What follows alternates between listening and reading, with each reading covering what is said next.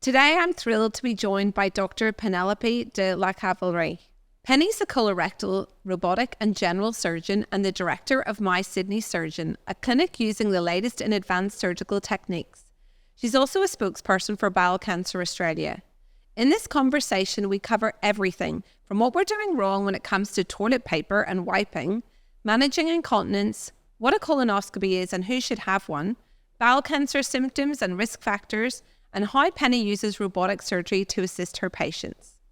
Even the Queen did it, and the King does it, yet we don't want to talk about poop, or bowels, or any such bodily functions. Bowel cancer and anal cancer are preventable, and I hope the conversation helps break down the stigma around asking for help when things go wrong downstairs. Let's get into it.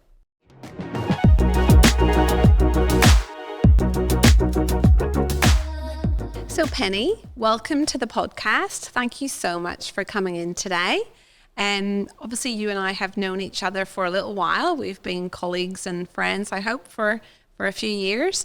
Would you mind telling the listeners a little bit about you and a little bit about your early life and how you've ended up where you are today as a very well-known colorectal surgeon? Thank you, Shauna. It's so lovely to see you, and always have an excuse to actually meet in person. Because it's always been phone calls or, Zooms or things. So it's great to be in person. I really, really love this. And congratulations, this is fantastic. Oh, thank you. Well, as you know, and you know me for a few years, maybe even a decade, I would say. I am a colorectal surgeon. I'm also a general surgeon. I work in Sydney. I was born in South America, in Venezuela. For your listeners and your followers, that it's at the top of South America where the Caribbean Sea is. So it's a very hot, tropical type of country. I did medical school there, and then I migrated to the UK. I did part of my surgical training there, and then I came here to Australia, where I did the rest of my surgical training, colorectal surgery, PhD, 2 children, and everything else that comes with that. All the rest in between. So I've been a colorectal surgeon and a robotic surgeon for 4 years. This is my 4th year out. And I worked for a brief period here in the Central Coast, but I'm mainly in Sydney now. Okay. And obviously, you know that I originally started off training to do surgery as well, and that journey as a female is pretty challenging. I'm so proud of you that you managed to not only complete but thrive. But what's that been like being a female, which are definitely in the minority as surgeons? It is. It is in the majority of surgeons. However, as you know, 50% at least of medical students are female. It's not being cruisy, I will have to be honest. I think that whoever wants to do surgery and you're female, it takes the type of person to actually be so stubborn and almost masochist to finished. But I am a strong believer that you need to do what you love, and I really love what I do, which I guess helped me to finish. Opportunities are there for female and male. We just, because of society and because of everything that has to do with being female in any high-powered type of job that is dominated by men, you have to be quite assertive. I think you have to be quite a thick skin to be able to take on things without making them too personal. Because yes, we are more emotional, and that is actually not a defect. I think that's actually a virtue and an ability and a skill that helps our patients. As you know, females and female surgeons in general have better outcomes in surgery. So it is definitely important to have that diversity and inclusivity in our, in any type of specialty in medicine, but in particular in surgery, where the outcomes have shown that we're pretty good at it. So I'm good at speaking out and taking care of myself. I think it's important to always advocate for yourself and for your patients and for your team. So that's pretty much, it's not been easy, but it's been rewarding and positive at the end, which is at the end what you want. You want the outcome to be there. Good. I love that you said that. So generally, female doctors in total, actually their patients have better outcomes than male doctors. So they're boys. Exactly. Taking over the world, basically. Yeah, absolutely. Of course we are. Okay. And so why colorectal surgery? That's a question that lots of my patients ask me, and they just look at me and say, why do you do this every day? Well, in one short answer, someone needs to take care of your bottoms to start with. It's important to have both male and female. I think colorectal surgery found me rather than I found it. I did different specialties through surgical training. I did different specialties during medical school. And it was an exclusion for me until I did colorectal as a registrar, and I felt I found my tribe. We are, in general, with some exceptions, very happy people, and I have a theory behind it. I'm a very research-based, evidence-based, and I think that there's something in the poo that makes colorectal surgeons a happy person. I don't know what it is. It's not like we like playing with poo. It's just that, we are exposed to it. That's where we work. And I don't know, we love what we do. It's very varied. You get to operate very big operations in a very traditional way, in an open way. I get to do, I like innovation in general and research and evidence, so I like to do that type of thing. And colorectal surgery, it's in particular in a growing area at the moment with the whole robotic surgery, which I love doing. And I'm in charge of the robotic part of one of the hospitals where I am at. So I'm going to stop you there. Whenever you talk about robotic surgery, it conjures, I'm sure, lots of visions up in people's minds as to what actually does that mean? So it's not that I just leave it to an AI robot to do the operation for me and I just sit down and have coffee whilst they do it. And send the bill? It's not that. I also am not in my PJs when I'm doing it. I'm actually in theatres. So it's not like I'm at home and you are in theatres and, not yet. Maybe we'll it's not remote surgery. Yeah, that's right. It basically means that it's minimally invasive surgery, so it's keyhole surgery, like you would have for laparoscopy, and we've been doing that for many decades. This is just using a tool, that is the robot, to attach to the ports that we have to do anyway, even if we do laparoscopic surgery. But instead of me standing next to the patient in doing it, I'm sitting in a console in a different area of the room, and it literally looks like a game console, and you put your fingers in it. What is great about robotic surgery, in particular in colorectal surgery, which is why I use it for, and for hernias, is that it has 3D vision. I control, it's like I have 4 arms, so I sort of feel like an octopus because I have control for a lot of things, including the camera. So we rely less on the assistant. It's more precise. The manipulation of tissues and organs on the inside is much more detailed. So the outcomes are showing that you have less pain, you have quicker recovery, and in particular for the bowel point of view, your bowel tends to return to function much quicker. So people, after a major bowel surgery can go home on day 2. Wow. So it is a tool. You still need a surgeon, you still need an assistant, you still need a nurse, you need a hospital. So it's not like AI is taking over just yet. ChatGPT might like to. Oh, of course. I know. Don't get me started. And do patients opt? Like, are they choosing the robotic option versus non-robotic? Do you give an option, or is it just that certain surgeries now take place that way? So, as I said before, I'm very evidence-based, and in robotics, because it's still a relatively new technique or new tool to use, we need to be guided with what it is appropriate to use the tool for, because if it's not going to be better from what we're already doing with laparoscopy, then the extra cost and the extra risk is not worth it.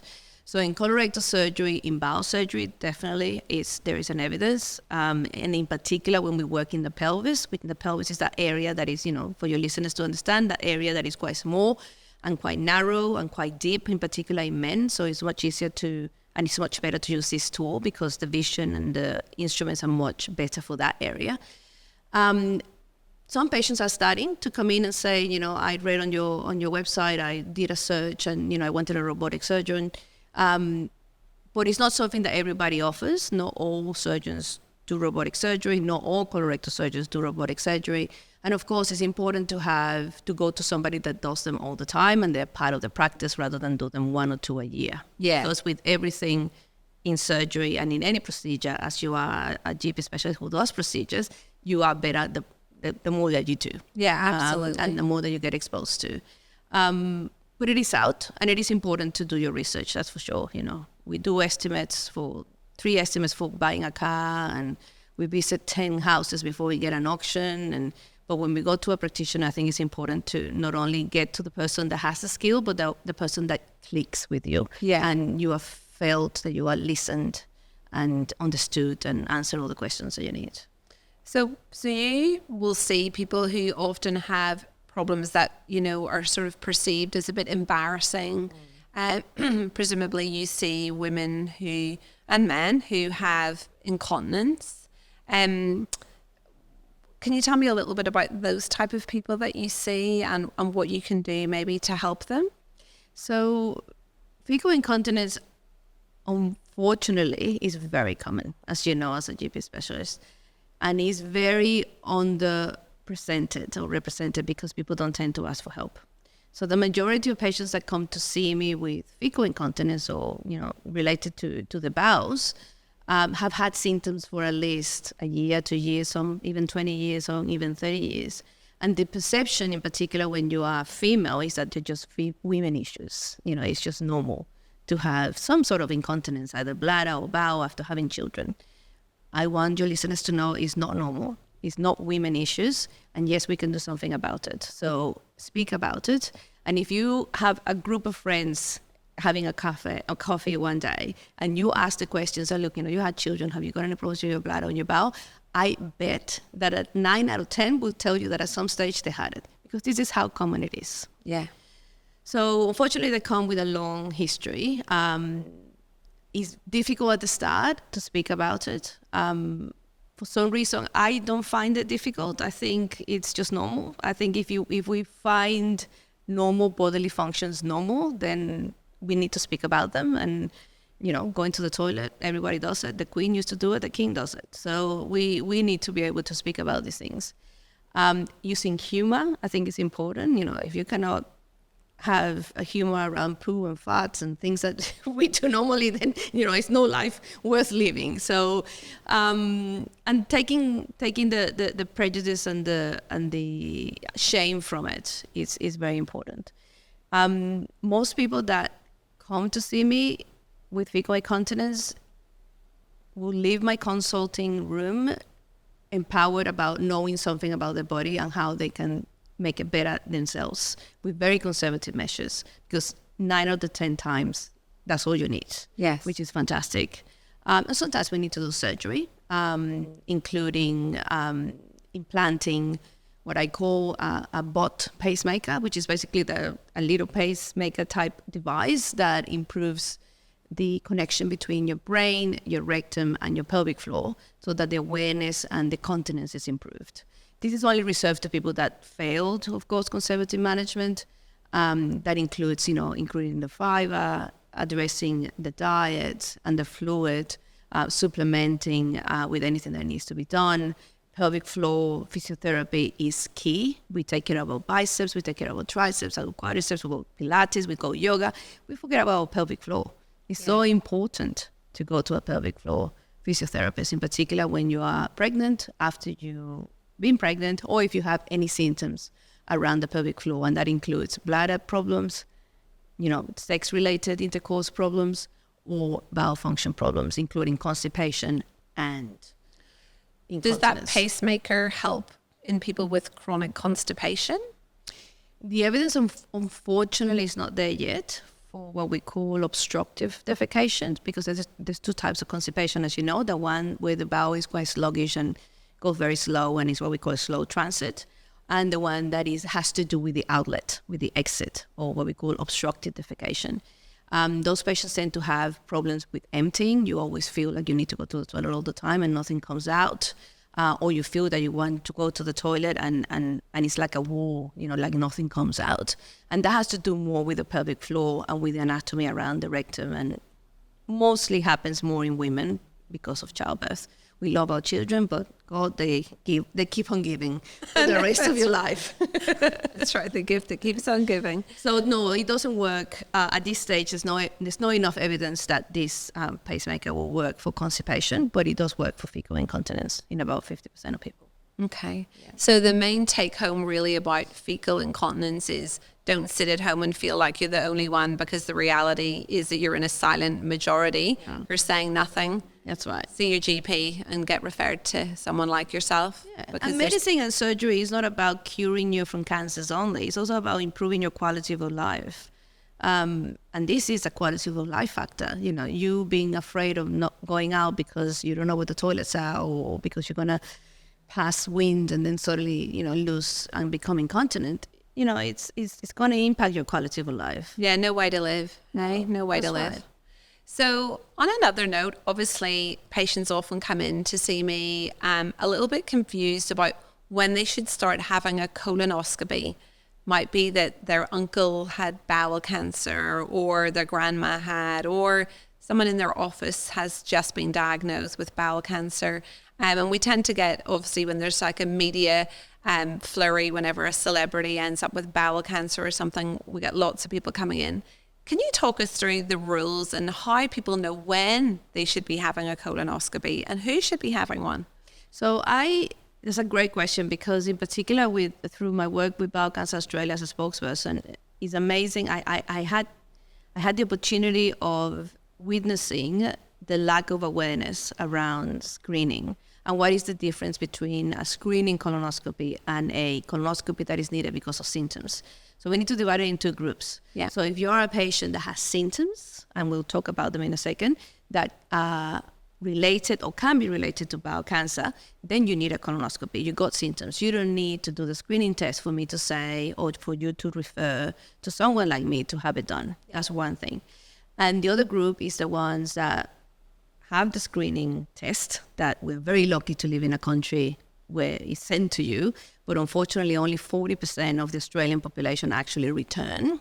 And that's when it's at its best. When during COVID, it was something like 13%. So you can imagine this amount of people that have not had. So let's just step back for anyone who's unsure about this. So this is the kit you receive in the post, where you send little samples of your poo off to be checked for blood. So what age group are supposed to be getting that in Australia? So at the moment, the guidelines show that you will get the kit on your birthday, of your 50th birthday. Happy birthday. Which is very close to me next year.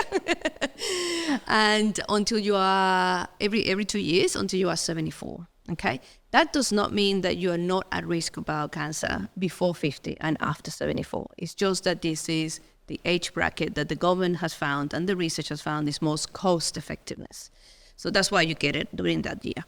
However, just recently, a couple of months ago, after a lot of lobbying from Bowel Cancer Australia and from the community and from survivors of bowel cancer that have been diagnosed before 50, lots of campaign has been there behind the scenes.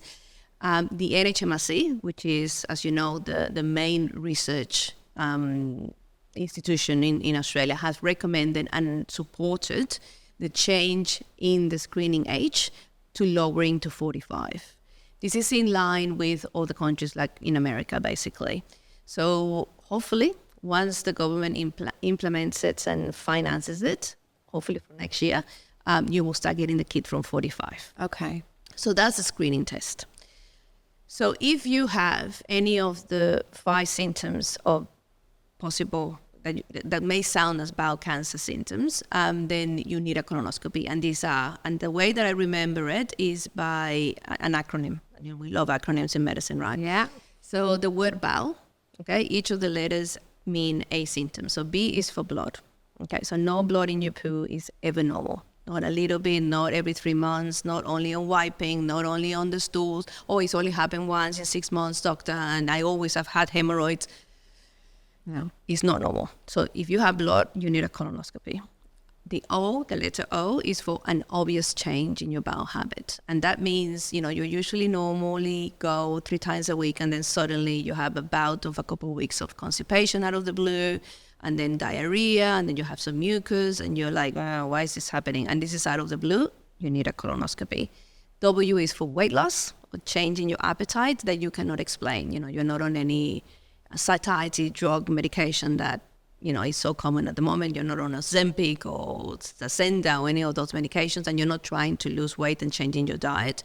If that happens, please come and see Shauna or your GP specialist and get a colonoscopy referral. The E is for extreme tiredness, and that's usually tied to some sort of anemia or iron deficiency. Again, this is not normal.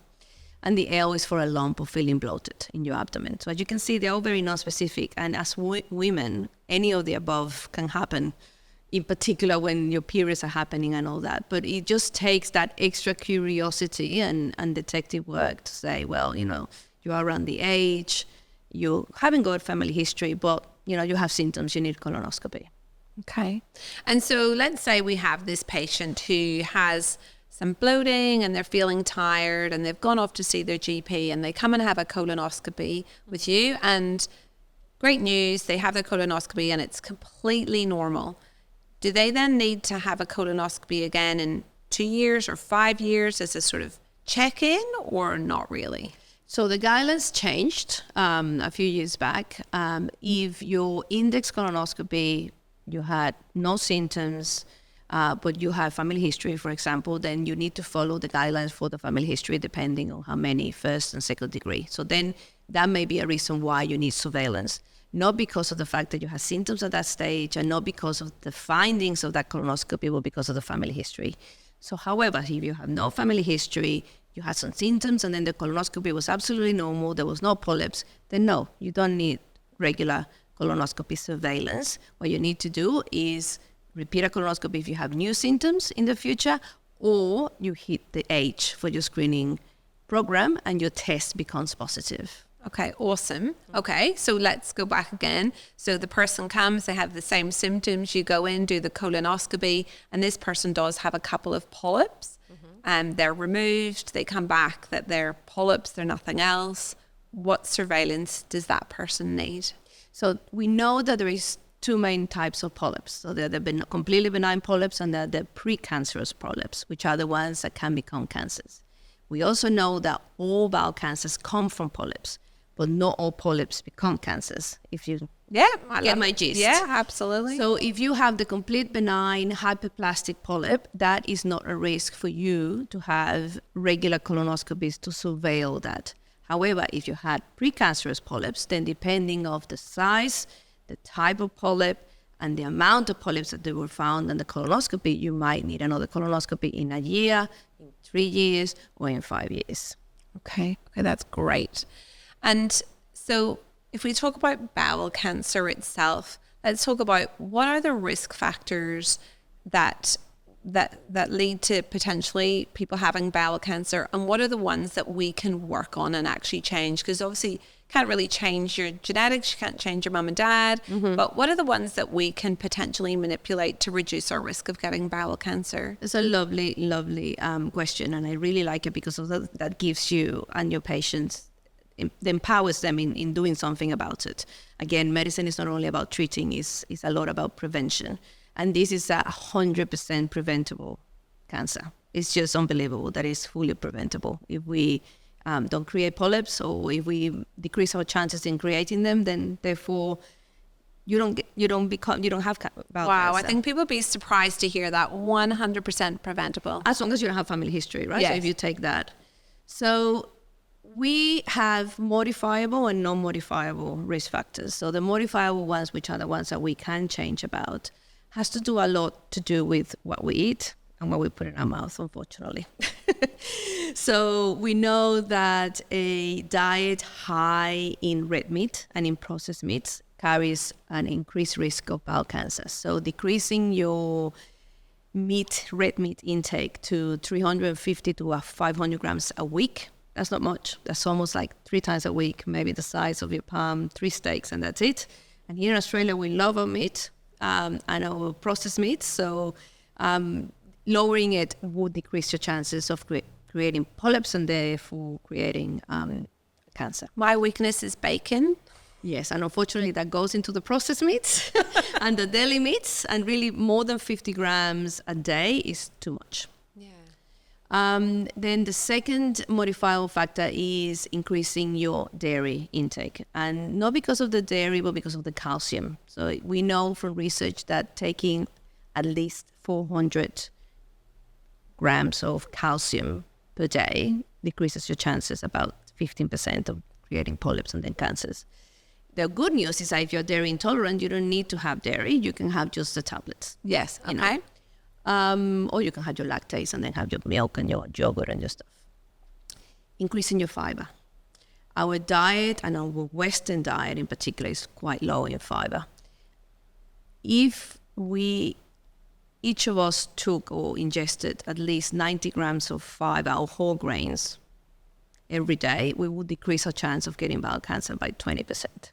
Wow. So it's amazing, but it's difficult. All these lifestyle modifications, I understand, it's difficult. It's really, really difficult. We all know it, but we kind of nearly would need a personal assistant, wouldn't we? That's to right. remind us, hand us our water bottle, cook us our food. Like, it's so hard. That's and then right. we're surrounded it with an environment Yes. where all the snacks and all the food Yeah, are really not processed. very good for us. And our generation and our kids' generation, it's so different to what our grandparents and our great-grandparents, took. And one of the good and bad research that is coming out about early onset of bowel cancer, or those that are diagnosed with bowel cancer before 50, is that they are linking it, and this is all early research, they're linking it to two main things. One, a change in the microbiome, in particular within the first 5 years of life and during pregnancy. So our exposure to antibiotics during that time changes the epigenetics and the lining of our colon, and that predisposes us to polyps. We're not talking about the fact that you need the antibiotic. If you have a pneumonia, you have a bacterial infection, you need an antibiotic. But using antibiotics without an evidence of a germ-related infection is not good. So for your listeners again, not every cold needs antibiotics, and just think about your microbiome, because it's very important that we keep it, in particular when we're pregnant and when our children are little, because that's when things change. The other factor that is linked with early onset of bowel cancer is the presence of or suffering from obesity, in particular during the first few years of life and also during teenage years, that you can tend to have, more early bowel cancers. The bad news is that people that were born in the 1990s and onwards have got 2 times more chance of developing colon cancer and 4 times more chance of developing rectal cancer before 50. So all these millennials and onwards, they all need to be aware of the symptoms.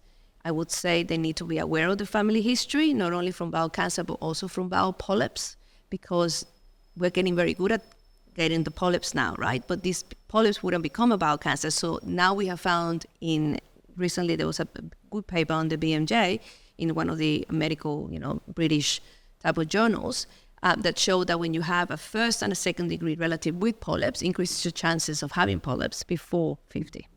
So again, symptoms, know your family history of both bowel cancer and polyps, and ask for a colonoscopy from your GP specialist. Advocate for yourself. Yeah. Gosh, and I think everyone's probably knows the connection between HPV virus and cervical cancer. Mm-hmm. Clearly, that's been a really massive success in terms of reducing the rates, and it's been a real success campaign within most countries in the Western world, reducing cervical cancer. And I have to say, even in my career as a GP, the rates of cervical cancer really have, I haven't seen a patient with cervical cancer in quite a few years now, great. Which is amazing. But I know that you also have an interest in the connection between HPV and rectal cancer. And I think that's probably one that a lot of people don't know much about.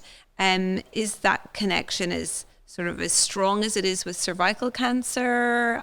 So it's interesting because we do know we are about 20 years late or later than cervical cancer when it comes to anal cancer. So anal cancer is 90% associated with HPV-related high-risk HPV types infection. Again, it is a completely preventable cancer. Get your vaccination for your children. For your boys and your girls. And your girls. And if you missed it because you are older, then you can still have it until you're 55, and you still have the benefit if you have not been exposed to that high-risk HPV. So anal cancer is a very rare cancer in the general population in comparison to cervical cancer, which can happen in the general population. So the screening program for cervical cancer cannot be completely transplanted into anal cancer because it's different. The incidence is different. However, there is high-risk populations that are more prone to have or suffer from anal cancer. And those are divided into 3 groups. The main group and the highest risk group are those that live with HIV, okay? And in particular, those men who have sex with men or transgender men to women who also live with HIV have got the highest risk. And that could go up to 100 times more likely to developing, anal cancer and then, having a worse outcome because you haven't been screened, because we don't have a screening program, right? The second group is the biggest group, which is the women who have had a history of pre-cancer lesions, so those little lesions the same that the cervix has, that are normal cells, but in the anal canal. And those that have had it, in particular in the vagina and in the vulva, has got at the highest risk. And then those that have also had cervical precancer cells and also cancer in the cervix also are at an increased risk of developing anal cancer, about 5 to 10 times more risk than the general population. Okay. And the last group is the immunocompromised group for all the reasons that are not related to HIV. And those in particular, the highest risk in that group is those who live with a transplant, and in particular 10 years after they receive the transplant. But in that group, there's also other groups of people who have been on chronic immunosuppressants, steroids, medications that drop your immune system, in particular for rheumatoid arthritis, psoriasis, Crohn's disease, inflammatory bowel disease. Although they're not at the highest risk, like the first group that I spoke about, they are higher than the general population. Yes, unfortunately, this is not something that most people know about. And to be honest, as a colorectal surgeon, I only got involved in this, 2 or 3 years ago. So thankfully, now there will be a change in these groups, high-risk groups, where we will be starting, doing the screening for them. And I already do it for them if you are in these groups, and they get referred. But we have a discussion that this is not a screening program like the government says, but we can do it. Yes. Okay. And in the same way that we do for breast cancer and we do for cervical cancer, anal cancer screening involves a PAP, so like the same that you would do for the cervix, but for the anal canal. We send it for cytology in the little liquid that the doctor send, and also we send it to check what type of HPV, because 90% of the HPV that creates or is related to the anal cancer is HPV 16, which is the most common one for women. Yes. So, yes, we can do that. Unfortunately, we don't have a big group of people that do this, so it's quite specialized. So if you need this to be done in Sydney in particular, there's only 2 areas where you can come to the St. Vincent's dysplasia, anal dysplasia clinic, where my mentors and myself run a clinic there, or you can come to the rooms and we can do it in the rooms. So if we backtrack a little bit to that middle group you talked about, who are, they know they've got HPV 16 or 18, that's the 2 common ones we check for with the cervical screening, or HPV other. At what stage should those people be being screened, or is it just that we should be making them more aware of the symptoms of anal cancer, or should these people be automatically being screened? So at this stage are we at today, I would say as a GP specialist, I would refer all women that have had cancers in the genital area, so vulva, vagina, and cervix, in particular, if they are HPV related, not if they're not HPV. Yeah. They all should be screened. Then the second group is those who have had pre-cancer cells, not cancer, but pre-cancer cells, in particular those from the vulva. Right. So, and those need to be referred within a year. Okay. Of having the VIN or yes, okay. Treated. They should all be referred, to be honest, but we have no capability at this stage to screen everybody, because not everybody can do the procedures that we do, which is the anoscopy, which is the same as the colposcopy. It's magnified, not everybody knows how to do it. It takes time to get accredited. So we don't have the capability. But the highest risk, like I just said, in that group, which are the ones with cancer and with vulva, Yes. Okay. For sure. Okay. That's And at really least those who have cervical and who have vaginal, then they need to be aware of that if they have any symptoms from the anal canal, then certainly they need to be referred. Okay. Because we want to stop these changes in the anal canal before they become a cancer. The same as we do with bowel cancer, we remove the polyps. The same that we do with the cervix, we burn and get rid of the cells in the cervix. We can do the same in the anal canal, and that has proven that stops anal cancer from happening. And anal cancer, what symptoms would normally people present with? So again, so it's all very non-specific, but bleeding is one, a presence of a lump on the outside, or an area that is very scaly, like a little, it almost looks like a psoriatic type of patch or a little dry scaly area. In someone that have had HPV, then it's particularly important to refer. We don't want to wait until they become a cancer, because then, you know, the treatments and everything else is worse, you know, it's harder to treat. And of course, once you got cancer, it's a bit more tricky and more complex. Unfortunately, the pre-cancer lesions, you don't get much. Yeah. So unless you are in the high-risk population, you wouldn't get referred to see us. Thankfully, the general population is not at an increased risk, and it's a very rare cancer. So, you know, our immune system clears it up, and then we have no problems with it, in particular from the anal canal point of view. So yeah, know the symptoms, know your risk from the point of view of having or not the HPV, get vaccinated, and if you're worried, then get referred. In collaboration with this podcast and my clinic, You by Dr. Shauna Watts, we have a challenge for you. For the month of February, it's called Leap into 2024, and this is all about your health and wellness. It's simple, it's evidence-based, it's free to join, and we've some major prizes up for grabs. So head to our Instagram for all the details. Now, let's get back to this episode.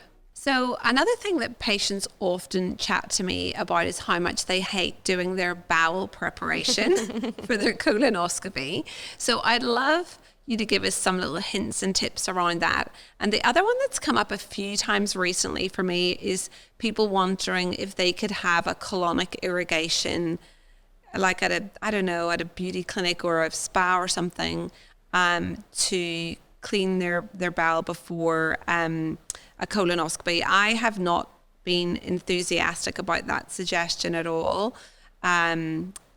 My gut feeling, pardon the pun, is that it's not a good idea, but I'd really love to know what your thoughts on that are, because obviously people want to come to their colonoscopy and have done their preparation properly, otherwise it's a bit of waste of time in ways. And so then you have to repeat it. Yeah, exactly, which is a pain. So can you give us a little bit of thoughts around both of those, please? Yes. So let's start with the colonics. Please don't do them. Please don't do them. Don't do colonic, caffeine, enemas, and all that stuff. There is no evidence that is going to help your health whatsoever. They cost money, so they are affecting your wallet. That could be spent on something that actually does work, like buying fiber tablets. It will be much more important. It also carries the risk of perforation, and I have seen 2 patients who have had the bowels perforated by colonics. It's done blindly, so, you know, they just put a tube up your bum and, you know, God knows where it goes. The pressure that the water or whatever they instill in green tea or whatever is not controlled. So you cannot really, you know, when we're doing a colonoscopy, I can see how much gas I'm putting in. I can see the distension. I can make sure that things don't get overfilled, whereas this is all blind. So there is no evidence about it. It's costly. It's not going to help you with a colonoscopy. It's not going to help you with your health. Don't do it. Okay. Now that page is turned. Colonoscopies and tips. Each surgeon and gastroenterologist have sort of their own regime, so don't be surprised if you have had colonoscopy with somebody and then you go to somebody else and it's different. Things that have worked for me and for my patients are, number 1, following instructions by heart. We're not all very good at following instructions, are we? No, don't try to modify the instructions because you think you're different. This is done for a reason. It's not, I'm not liked very much on the day of the colonoscopy or the colonoscopic preparation that my patients add on, but I tell them, you will hate me, you won't like me, but please follow these tips and it will be all worth it if you finish it, because at the end of the day, I will be able to see and treat you and reassure you that you don't have anything to worry about. So tips and tricks. Prepare the prep the night before. You start having it and put it in the fridge so it's really cold, okay, because it tastes better or less bad. I'm not gonna lie to you, it's a lot of liquid and it's a mixture of sweet with salty stuff that comes to a moment after the first liter that is just revolting. Yeah.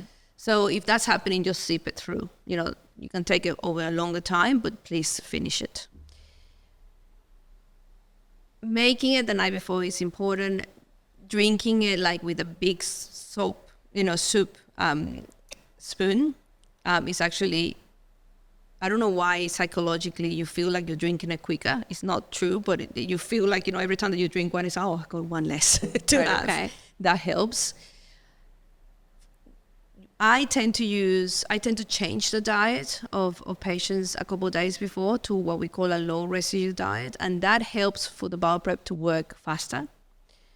And if you follow it, then, that couple of days of the low fiber, which sounds and looks very unhealthy because everything is white, is what we call a white diet. So everything that is white you can have.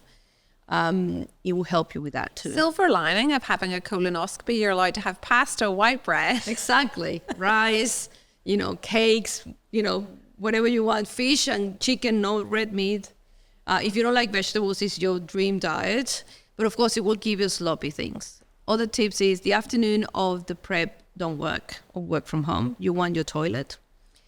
Place some pseudo cream or so barrier cream or some nappy rash around your bottom because it will get sore. Imagine yourself having a food poisoning day or a belly when you're being on holidays. You go to the toilet, it gets a little bit sore. So protect your bottom is important. If you are a person that tends to get a bit nauseated, ask your surgeon or your gastroenterologist for some tablets for the nausea, and we can give you that before. There's some of them that you can have and some of them that you cannot have because they can delay the transit of your bowel, and we don't want that either because we want it clean.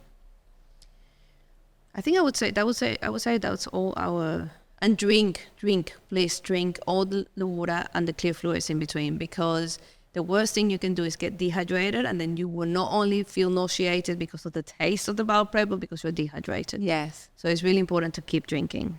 Okay. And are there any things that you would love people to know, like just generally about bowel health or constipation or diarrhea or any of those bowel symptoms that you wish that people knew, or that repeatedly you get asked similar questions? Yes. So the fact that you have some blood and you have hemorrhoids in the pads does not mean that you have hemorrhoids now. Please don't rationalize your symptoms. Just go to your GP specialist. I really dislike, it's just hemorrhoids. I dislike those two words so much because it hides a possible cancer. It hides a possible problem that, needs early investigation rather than later. Because you can have both. You Exactly. can have your little hemorrhoid, but actually further Exactly. up, you've got a problem. Exactly right. But I'm too young to have bowel cancer. Please don't say that. Bowel cancer is not an old man's disease. It's an old people's disease. It can happen in anybody, and it doesn't discriminate age. Okay. Yes, it is more common in older than 50s, but 1 in 10 bowel cancers are diagnosed in younger than 50. The biggest barrier that people find with bowel cancer before 50 is their age. And this is evidence-based. They just look at you and they say, you're too young to have bowel cancer. I have no family history. 70% of people with bowel cancer that are younger than 50 have no family history. So please go to your GP and advocate for yourself for a colonoscopy. I would like to speak about wiping and how people wipe their bottoms. I love it. Let's do it. I grew up in South America, you see, and my parents are all European. So for us, we grew up having bidets at home. And my poor mother, and I'm sorry if my mom is listening to this, every time that she comes to Australia, it's like, how do you do a poo? There's no bidets in this house. How did you clean yourself? And I'm like, Mom, seriously. So yes, it is a problem. She's right. Wiping causes a lot of problems around your bottom. And I would say if I see 10 people in a morning, 3 would be related to wiping issues. It causes scoriation, it causes pain, it causes dermatitis, it can cause, fissures. People tend to over wipe. They tend to buy fancy toilet paper with colors and figurines and stuff. You don't need any of the above. You need water. So if you can afford a bidet and you don't want your house to drop down in value because you have a bidet, go for it. If not, get one of those fancy toilet seats that you can have water coming out like in Japan. That would be fantastic. If you cannot do that, or you're at work and you cannot have a mobile bidet with you, grab some toilet paper, wet it, pad or dab, don't wipe. The word wiping should be removed, in my opinion, when it comes to be with cleaning yourself. Dab the excess with water and the toilet, and then dab to dry. The wiping, if you see the toilet paper on a microscope, it's like sandpaper. You will be astonished of how sharp that is. If you're going to buy toilet paper, buy it with no shapes, no color. Just wipe. Just a white, normal white. Nothing embossed into it. No, because it's less traumatic for your bottom. Ah, okay. Well, funny story, was at a conference in Melbourne a couple of years ago. I think we were all staying in the QT. I think that's the hotel. The excitement among all the doctors because all of the toilets had a built-in bidet. It's fantastic. Everyone was very excited by this. Obviously, I grew up in Europe, so they were not uncommon to have bidets in your bathroom. Yes. But yeah, that's true. They don't really have them here. It's not a thing. No, not a thing. Also, don't use baby wipes. It's not good for your skin either. Yeah, okay. So, and those wipes that are meant to be flushable, but of course do not flush and block everyone's... So many times I have blocked, my kids have blocked the toilet. It's just... Yeah. So I don't buy them, basically. Okay, that's such a good one. Any others? Any other nuggets for us, Penny? Only other nuggets. I know your body. I think, if you have something that you are worried about from the bowel point of view, your bowels have changed, there's some bloating hasn't stopped, you're feeling tired, just go to your GP specialist, and if you get referred and somebody says, no, you don't need a colonoscopy, go to the next one and ask for a second opinion. There's nothing wrong in asking for second opinions. As I said before, we ask for 3 estimates when we buy a car, a house, and other stuff, and then here we go with our health. We just go to the first one that it gets referred. And majority of the times it will be fine. We have excellent specialists in this country. We are very lucky to be in a place that everything gets accredited and gets overseen, and everybody needs to achieve a standard, but not necessarily that standard has to do with clicking with that person. You need to click with the person. You need to feel that you are heard, and you need to be able to feel that you can ask anything, even if you feel that it's silly.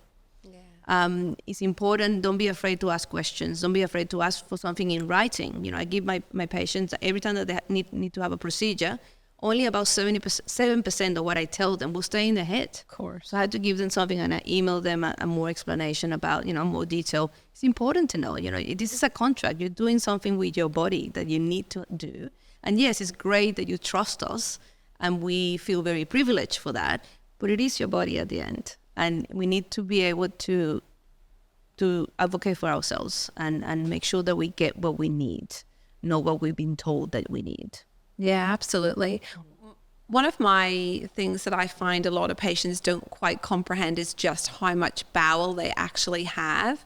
And whenever someone's got dreadful constipation and I get them onto some laxatives to try and get things moving, or sometimes even with their children with the same problem, and they'll stop the laxatives quite quickly and they'll say, oh, well, doctor, it was just making me go to the toilet too much. And I'm trying to get across to people that, taking laxative doesn't make poo. If there's poo in there, it's going to come out, and that's what we want to happen. Do you ever find that you're treating people for constipation, and then as soon as they start to go, they kind of ease off too quickly, and then before they know it, you maybe do an x-ray and they're absolutely chock-a-block with poo again? I sort of say to people, think of very, very, very, very long string of sausages, and that's how much I need you to poop out. So just keep going until you think it's clear. And then obviously every day you're adding a couple more sausages onto that long string. But is that something that you find that patients are a little bit hesitant? They're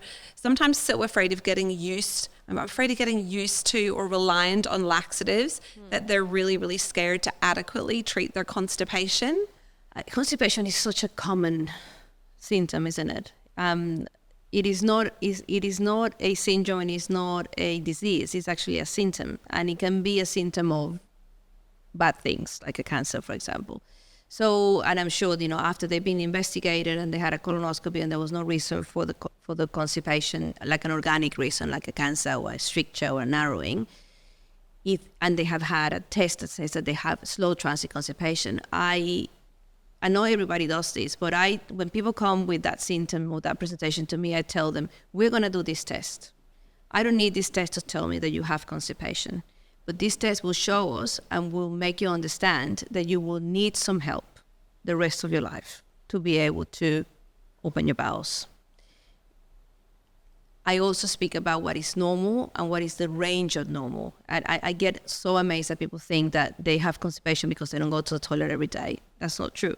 So normal, the range of normal is so varied. Opening your bowels 3 times a day or 3 times a week, and anything in between is normal. So most people say, oh, I didn't know that. I say, well, as long as you open your bowels 3 times a week, it doesn't come with pain, doesn't have any associated symptoms like bleeding or mucus or a lot of straining. And it comes out in a consistency that is like a sausage or a soft sausage, then that's normal. You don't need to go every day. You don't need to go twice a day to be regular. So lots of knowledge when it comes. I think that helps as well for people to know what is normal. And no one teaches us this in primary school or in high school. Nobody told me what it was normal. Nobody told me anything about urinary symptoms or bowel symptoms or whatever not. We it's just all sort a of bit taboo, isn't it? It Just all is. not talked about. It is. I think we did speak about periods, and now there is sex ed and all that stuff. But even the normal functions like the bowel and the urine, nobody speaks about.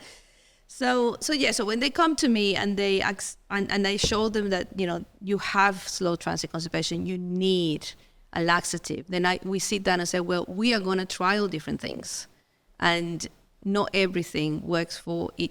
Not the same thing works for everybody. So we need to find what works for you, but it has to do a lot with lifestyle modifications. They need to increase the exercise. They need to increase the liquid. They need to address the diet. I refer a lot of people to dietitians to help them improve the diet. I think I should have stocks in psyllium type of factories, because everybody gets psyllium that comes through my consult, because it helps. I take it. And I don't have constipation. I don't take it because of that. I take it because I don't eat as much vegetables as I should every day. You get busy. You skip lunch. It's hard. It's hard. It is Like hard. The recommendation is 5 portions of vegetables and 2 of fruit a day. Like that can be pretty hard if you're at work all day or whatever. And legumes and pulses and all these fancy other stuff, quinoa, whatever they're called. That you can really have all of it. So if you have at least some supplementation, at least helps. Yeah. Okay. Penny, you have been so generous with your knowledge. I'm going to ask you one last question, and that is, if you could tell your 20-something self something, what would you like to tell her? Gosh, that's the hardest question of the whole day. We like to keep you on your toes. What would I say my 20-something-year-old? I would say congratulations. You will do everything that you want to do. You will not regret doing them, because from the beginning you always have believed that not trying something is worse than trying it and failing it. With each fail, you will learn something that will make you more resilient, and that will make you perceive life and what it comes to you in an easier way. So continue doing things that are tough so that you can have an easy life, because you will do. I love that, Penny. Thank you so much. Thank you so much. You're welcome. Thank you for having me. If you enjoyed this episode, I'd really love you to leave a review or share with someone who you believe would benefit from hearing this conversation. This podcast and any information, advice, opinions, or statements within it do not constitute medical, healthcare, or other professional advice. Information is provided for educational and entertainment purposes only. If you have any health concerns, always consult your doctor.